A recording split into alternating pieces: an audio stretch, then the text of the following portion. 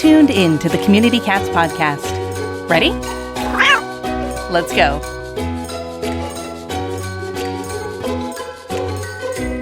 Welcome to the Community Cats podcast. I am your host, Stacy LeBaron. I've been involved with helping homeless cats for over 20 years with the Merrimack River Feline Rescue Society. The goal of this podcast is to expose you to amazing people who are improving the lives of cats. I hope these interviews will help you learn how you can turn your passion for cats into action. And today we are speaking with Chris Roy. Chris is a technology guy in his day job and the founder of Doobert.com during his nights and weekends. Doobert was, of course, named after Doobert the cat and is the only animal rescue software that manages transports, fostering, supply and demand, and now case management.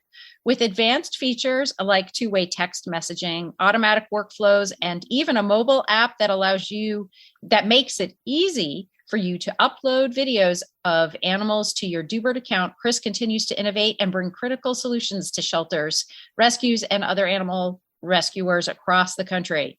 Chris has a big vision for how technology can help more animals. He currently lives up in Green Bay, Wisconsin, and has 5 cats: Gracie, Squeak, Grem, Ash, and Naughty Ember. Chris, did I say that right? Is it Grem? Gremmy. Remy. Yeah, Sorry, she's kind of like a little gremlin, when she snores when she's sleeping. So yes. Oh, excellent, excellent. Well, thanks again for joining us today. For folks that might have been long time listeners, I believe it's been a few years since we've had you on the podcast. And so we thought it would be good just to touch base. We're going to do this special episode. It's an extra release that we're going to be doing in August. And, first and foremost, so tell us what's going on at Doobert. I wish I could say nothing, right? But no, there's so much going on. I mean, first of all, thanks for having me back. I know, like you said, it's been a couple of years. I mean, I feel like we talk, and I've been on some of the different, events and things like that. But to come back on the podcast is always fun to come back with you. So, I'll sum it up. I mean, everybody knows Doobert is the only software that manages transport, right? So both the rescue relays, the local rides, even the high volume stuff. When COVID hit, so even now a couple of years ago, we launched our foster space module, which is really about foster engagement. So this is where you get into the two-way text messaging, and fosters can open up tickets, and we created a kind of like Instagram style pages that fosters can add photos and videos and all those other kinds of things to really help you as an advocate, right, for these animals to get them adopted. So foster space seems like it was so long ago, but it was only 2 years ago that we launched that. So that's brand new. If you haven't checked that out, you're definitely going to want to go check that out. Then we worked with Dallas Pets Alive and Spay and Neuter Network and built the case management module. And so we launched that just about the first of this year, so in 2022. And this is another one of those really super cool things. So you can manage all sorts of different types of cases. You can send and receive text messages. So we're the only platform out there that does that within the animal rescue space. You can send emails. They can reply to your emails. We really wanted to make it so that every organization, regardless of the types of cases you're managing, so it could be you're fielding calls on loose cats, right? You're trying to track TNR colonies. It could be people that need assistance or spay and neuter or owner surrender or whatever it is. The example we always used when we were building this was, how could you be an adoption agency and use case management? And how could you be Fences for Fido and use case management, right? 2 totally different organizations. So there's so much functionality in there. There's automatic case follow-ups. You can create your own little workflows. The system will follow up and text them and email them. Just lots of really cool stuff. You know me, I get all geeked out on the technology front. So definitely, if you haven't checked out CCM, just go to Doobert.com/CCM and check that out as well. So just, a couple of things since I've been on the show the last time. So I'm going to ask you, because a lot of folks that are out there listening to this podcast are folks that are, just trying to help a couple of cats in their backyard. They're just trying to make a difference for the cats. They're not necessarily part of an organization. They're just trying to do the right thing for those cats in their community. So what exactly does case management mean? Yeah.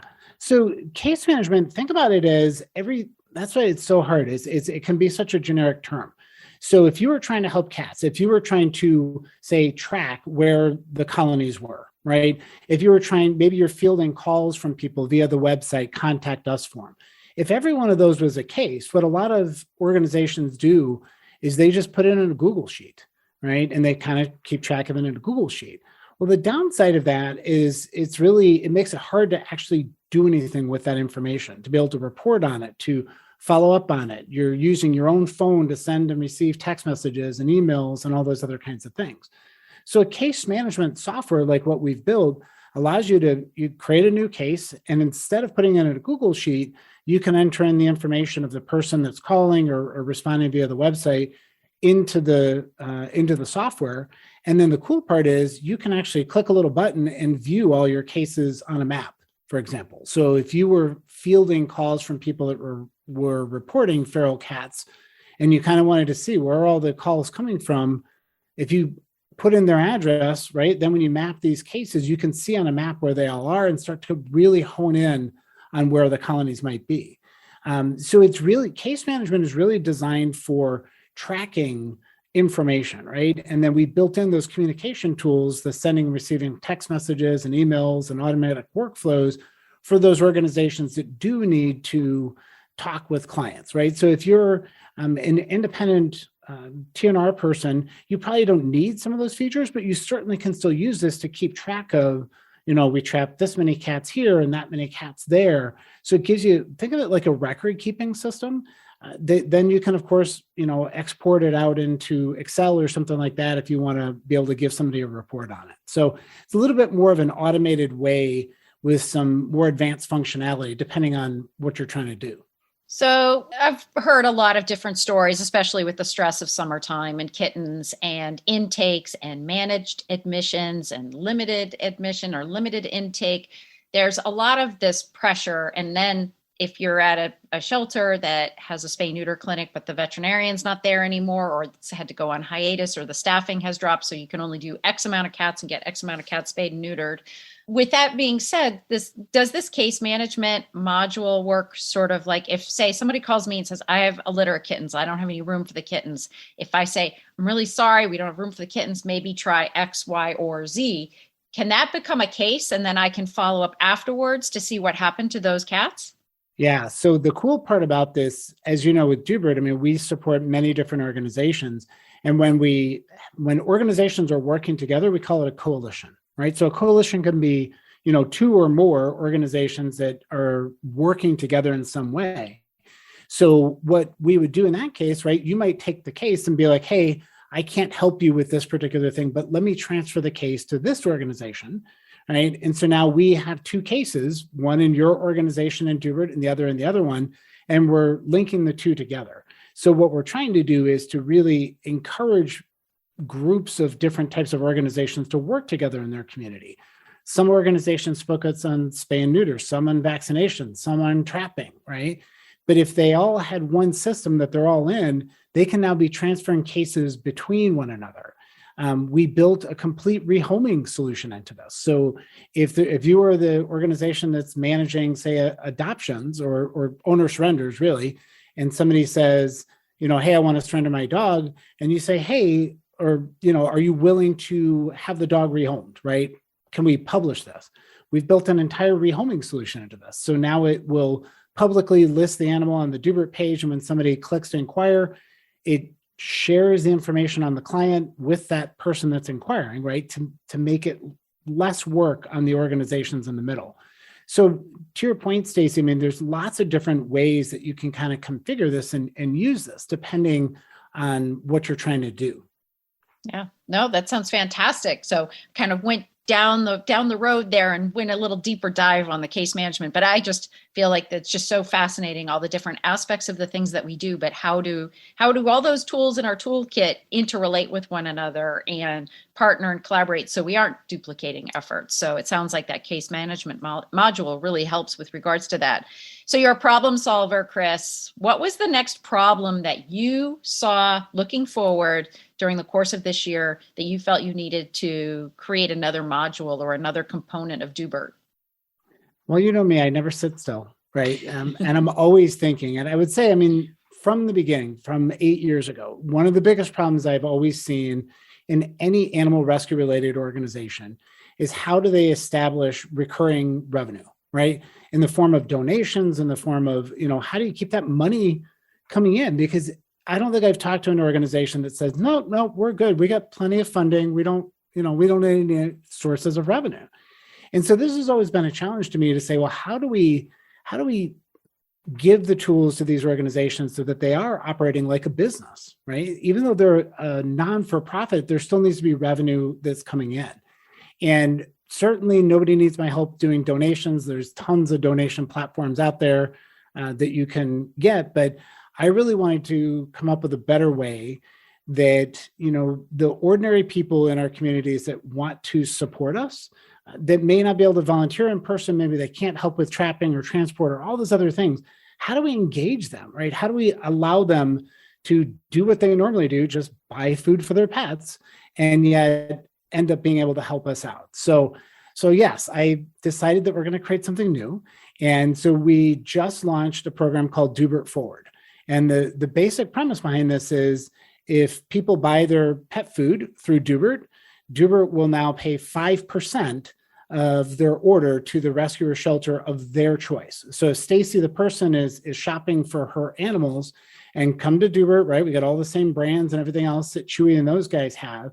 And just like on Amazon Smile, but Amazon Smile pays 0.5%, right? So if Stacy spends $50, the organization gets 25 cents. If Stacy spends $50 on Doobert, that organization is going to get $2.50, right?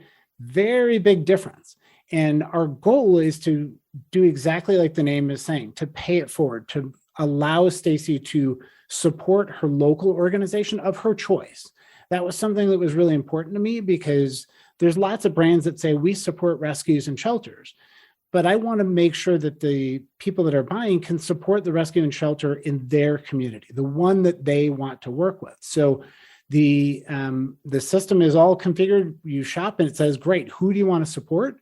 You find the name of the organization you want to support. And then Doobert, we will send them a PayPal, right? All we need is their PayPal email, and we will send them 5% of your order total just because you're ordering on Doobert. Same stuff you gets shipped to you the same way as Chewy and anybody else.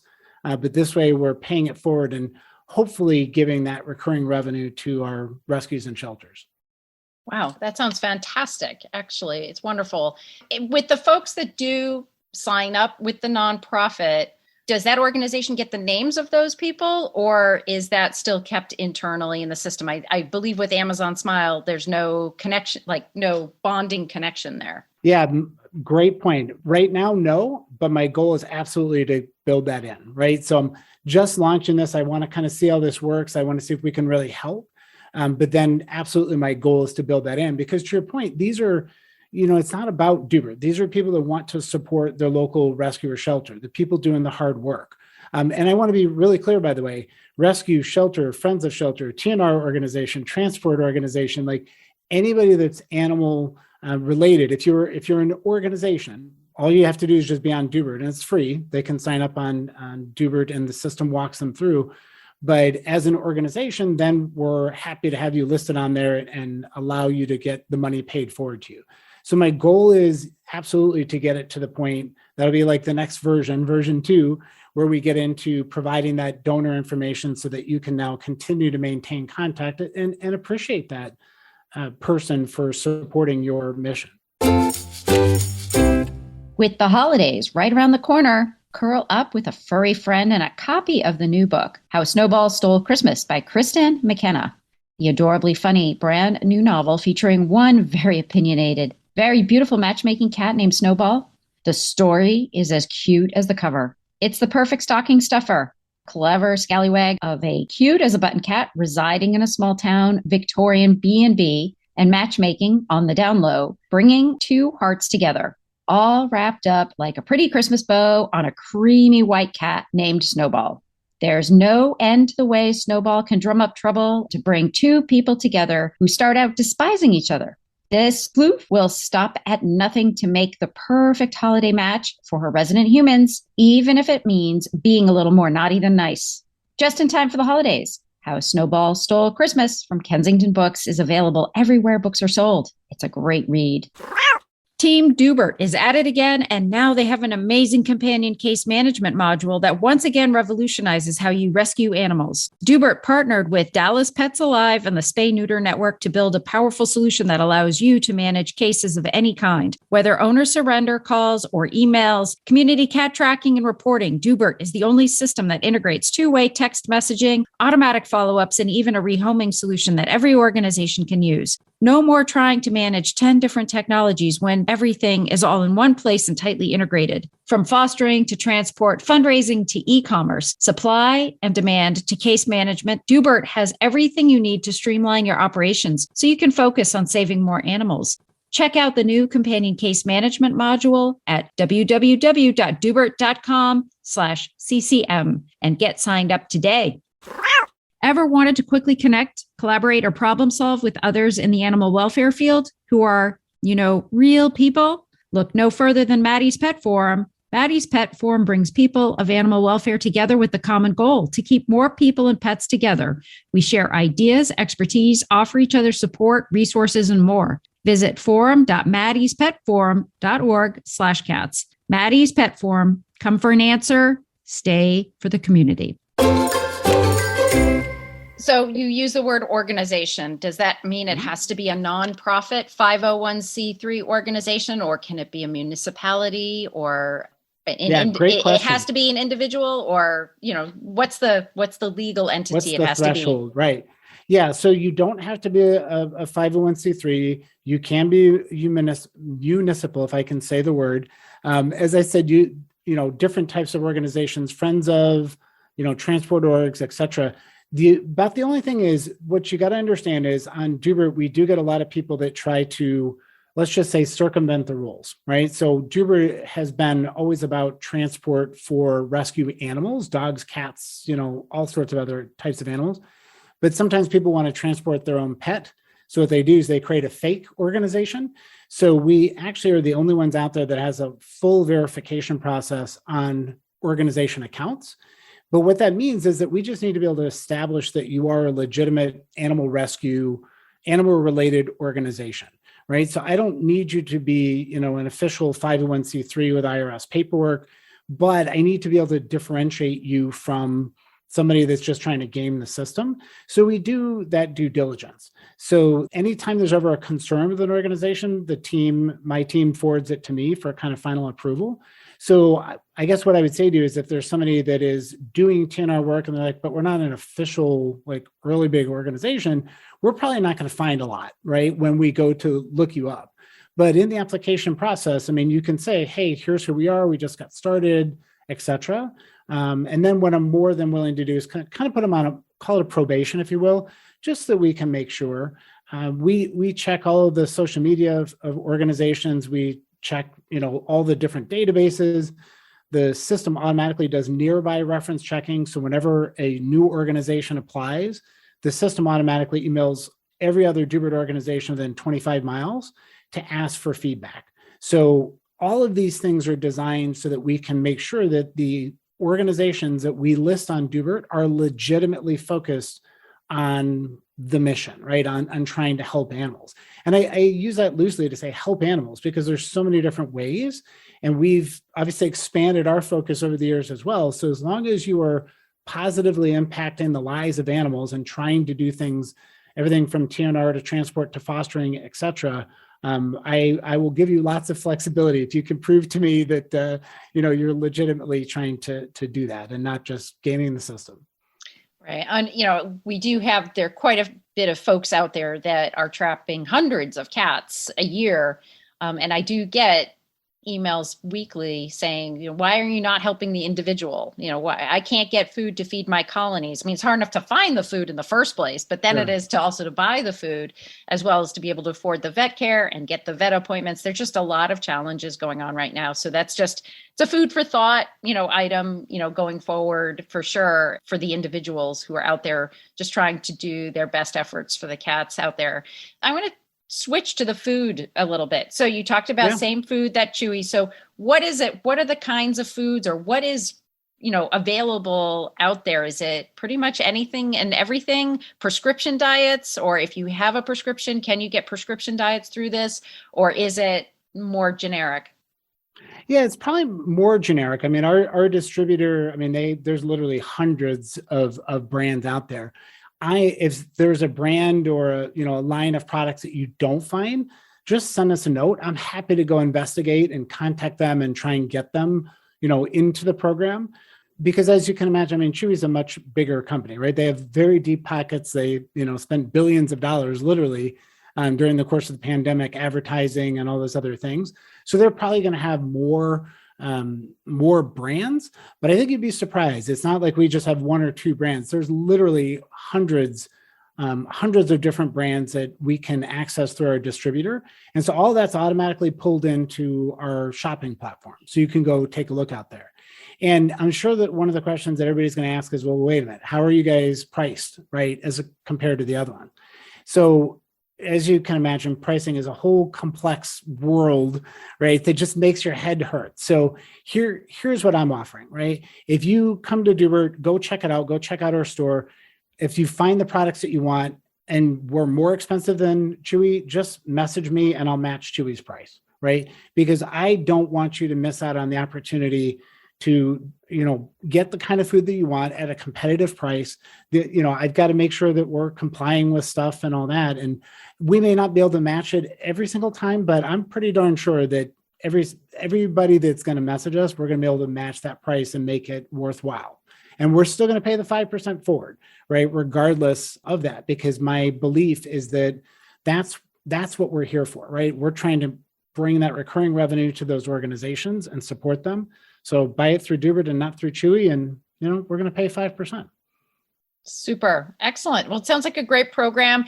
Let's walk me through. I've signed up. I've now become part of the Doobert Forward team. I assume at that point you send us stuff that we would then put into our social networks and get out into our community to encourage folks to sign up to support our organization. Yeah, absolutely. So, I'm sure people are wondering, well, what's required, right? So what do I have to do to be listed? So you got to be on Doobert, right? Because we got to have all that information. So if your organization doesn't exist on Doobert, just go sign up. It's free. Like I said, we're not charging you to sign up. We're not charging you to be a part of the program. The only other thing we need is your PayPal email, right? So there's an email address, and that's what we use to actually send you the money. So the great thing is you don't have to do anything, right? That was my goal in this, is to make it as flexible and as easy as possible for any type of organization. Just go through the Doobert process, get set up. That's it. And then we'll start sending money once people start doing that. The second part of it, like you said, Stacy, is now we're going to start creating assets and things like that. So we'll have a Doobert Forward logo and, some social media posts and things like that we're more than happy to send you. Certainly you can share the ones that we're already going to post out there to just encourage your adopters, your fosters, your community. Just like people do when they're advertising something like an Amazon Smile, do the same thing, right? So if they buy their food through us and just designate you, then we're going to pay you, the 5% on the order every single time. This isn't, net profits or anything like that. That's 5% at the top line. So it should be super, super easy and super easy for you to let your community know. Excellent. Excellent. Is there anything else that you think folks would want to know about Doobert Forward before we start talking about what's next on your list? Next on my list. No, I think, really, I'd love to get feedback. I'd love people to go try it out, go out there, play around with the store, click around, understand if there's ideas that people have, if there's ways, like I said, if there's product lines that we're not currently listing, let us know. I want to match the price, right? So if you find a price and you say, hey, this is the food I buy for my pets. Here's what Chewy's doing. Let me know. I'll match the price so that we can make it really easy. Our goal is to pay it forward and to make sure that the local rescue shelter organizations, Friends of Shelter, Transport, TNR, all those different groups are benefiting from the relationships that they have and the good work that they're doing in the community. So please give it a shot. Give me feedback. Stacy, I always love it when people give me feedback, even if it's something's broken or not working or, can we get this or that? That's how we continue to make, new and amazing things. So again, it's been a while since we've had you on the show. It's been over a couple of years. how has the pandemic impacted Doobert, and what do you think's going on with animal welfare going forward here? Yeah, a lot of stuff to talk about there. So, the quick 30 seconds, I mean, when the pandemic hit in, what was it, March of 2020, still seems like forever ago, like a lot of other things, and we were all trying to figure out what was going on. So pretty much all of the transports kind of came to a screeching halt. People were not sure, or were they allowed to travel state to state and meeting and all that other kind of stuff. I think we've moved way past that. So we've seen the transports, it took a little while, it took about 6 months before the transports kind of came back to normal. But now we're still seeing lots of transports, dogs and cats. The cats part really warms my heart. I never thought we'd see the day that people are transporting cats. And yet there is a supply and demand need, if you will, for us to get these animals moved around. So I see lots of that happening. I think fostering really moved to the center stage, right, with COVID, when a lot of organizations had to shut their doors or move to, limited hours or intake or things like that. It encouraged a lot of organizations that may not have had a foster program to look at establishing one.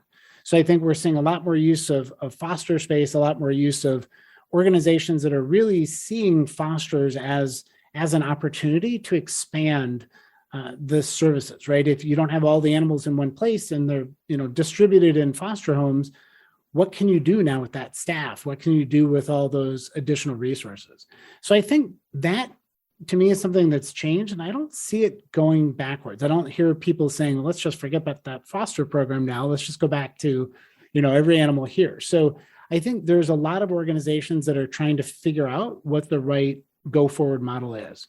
The same conversations on supply and demand and animals in the wrong locations, right? Too many over here and not enough over there. Those conversations are still happening. And as things start to open up, I think there's organizations that are starting to, again, try and figure out like what's the model that they want to do to serve the needs in their community. So to me, when I talk to organizations, I really encourage them to use this as an inflection point, right? Use this as an opportunity to think about how you exist to help animals and to serve your community. I mean, as you know, Stacy, the needs vary by state to state, by county to county, city to city. It's not the exact same. Yeah, there's a lot of commonality, but then there's a lot of nuance and differences in different places. So using this opportunity to say, what should our mission be? How do we serve the community? How do we take care of animals? How do we work with other organizations? I'm seeing a lot more organizations kind of banding together in coalitions and saying, all right, you guys focus on this aspect. We're going to focus on this aspect. So we're not all trying to provide all the same services to the community. So a lot more of those conversations going on. I think that's going to be a trend. I hope that's going to be a trend where we're realizing that, our shelters and our rescues, they're pillars in the community. They are established parts of the community, and people know that they're there to help. So how do we continue to morph and evolve the services, the kinds of things that they're doing to help animals, and as I always say, to help animals and the people that love them. Yeah, it's interesting to see how things are changing and taking shape. Chris, if folks are interested in Doobert Forward or just Doobert in general, how would they do that? Pretty easy. Just go to www.doobert.com, Doobert, Doobert.com. And we've got all the information out there. So you can check out the Doobert Forward program. You can sign up as a volunteer, or a Dooberteer, as we like to call them. You can sign up as an organization. You can learn about our CCM module, transport, foster, all that kind of stuff is out there.